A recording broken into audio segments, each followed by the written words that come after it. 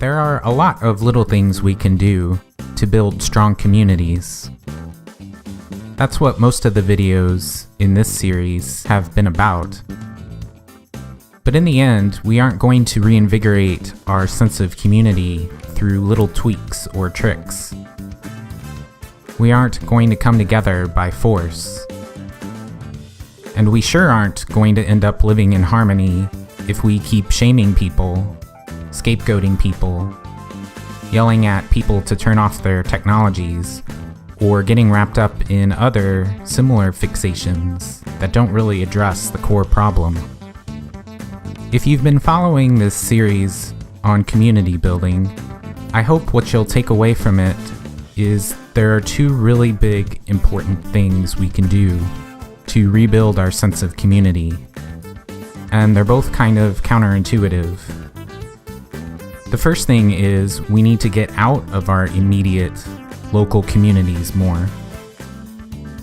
We need to understand that no matter how diverse our own communities may seem, they utterly pale in comparison to the enormity, complexity, and diversity of people out there.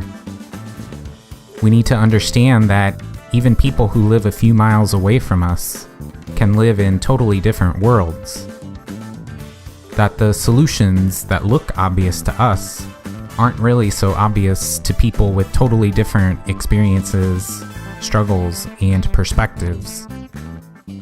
Many of our divisions thrive on separation, on our mistaken assumption that things are simpler than they really are, that what we see in our own communities is what things are like everywhere, that people who disagree with us are stupid, ignorant, and brainwashed, instead of responding to real, legitimate concerns in their own communities. If we really made a concerted effort, really got out there and made connections among people from all walks of life, instead of just talking about it as a nice thing to do in theory, I think we'd see some real progress. The other big, important thing we can do is focus not just on fixing our communities themselves, but also on fixing our institutions.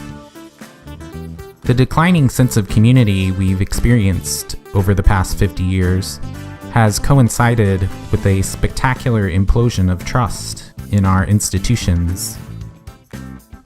If we don't trust our institutions, if we don't trust our government, businesses, media, schools, religions, and other organizations that are supposed to be the pillars of our society, it's going to be nearly impossible for us to trust each other. We're going to feel unsafe. We're going to feel insecure.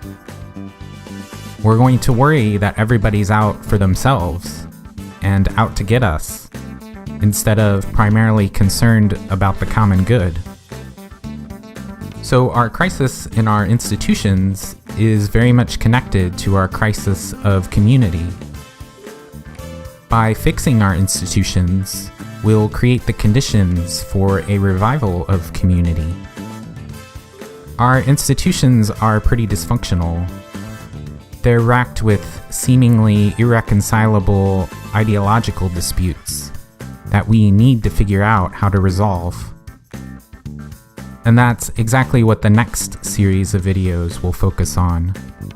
Our really bitter, divisive ideological disputes, and how many of them aren't nearly as irresolvable as you might think.